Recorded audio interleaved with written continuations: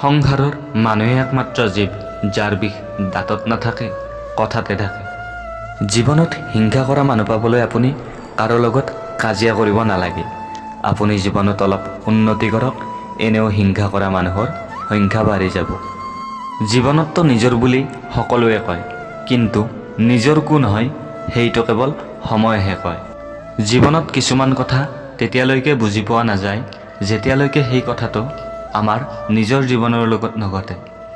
হাঁহি থকা মানুহক দেখি এইটো নুবুজিবা যে তেওঁৰ জীৱনত একো দুখ নাই, এইটো বুজিবা যে তেওঁ সহ্য কৰিব পৰা শক্তি বেছি আছে। আপোনাৰ কমজোৰিৰ কথা তেওঁকে ক'বা যিজনে আপোনাৰ প্ৰত্যেক বিপদৰ সময়ত থাকে।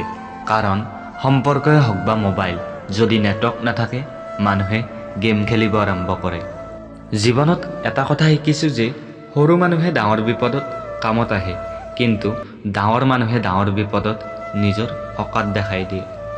যদি জীৱনত আপুনি কিবা কৰিব বিচাৰিছা তেনেহ'লে এনেকুৱা কাম কৰা যে মানুহে আপোনাক ফেচবুকত নহয় গুগলত চাৰ্চ কৰিব লগা হয়। যদি মানুহে সাপ ঘৰত দেখে তেতিয়া মাৰিব খোজে, কিন্তু যদি মানুহে সাপ শিৱলিংগৰ ওপৰত দেখে তেতিয়া মানুহে হাতযোৰ কৰে।